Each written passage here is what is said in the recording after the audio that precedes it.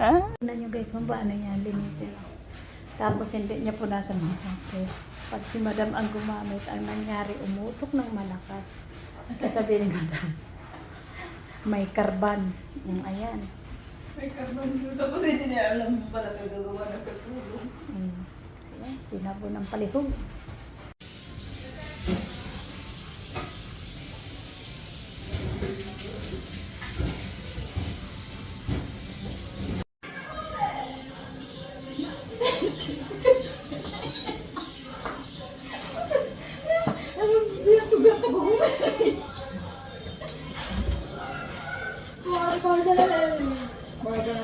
Dispuan ba? Party ang yung video.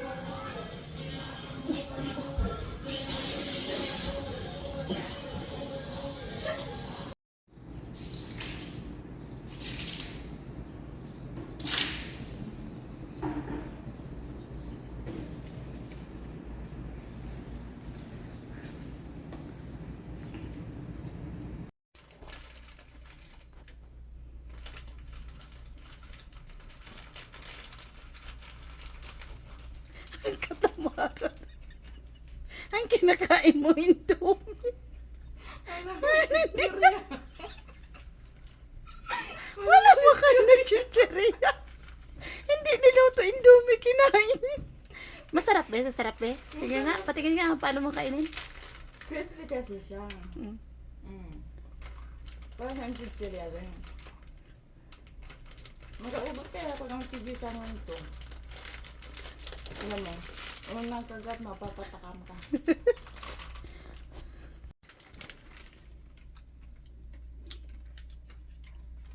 Gutom talaga siya guys, o kawawa naman. Hindi na naluto yung Indomie. Masarap kaya ito.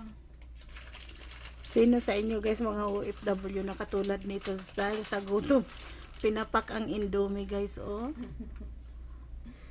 Gutom na talaga siya, oh. Hindi kasi siya guys nag-almusal, wala rin tanghalian, kaya yan hapunan na sana, pero hindi na naluto yung Indomie kasi bawal kami magluto ng Indomie pag nandyan si madam.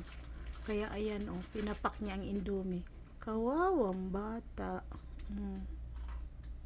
Ang sarap. Be, maglasing ako, be. Support kita, be. Namukpok ako, be. Hindi ka nabili. Mahalin mo yung cellphone mo. Dahil kasabwat mo yan sa lahat ng katarantaduhan mo. Dagol siya makipag-uusap. Hindi ko na talaga alam.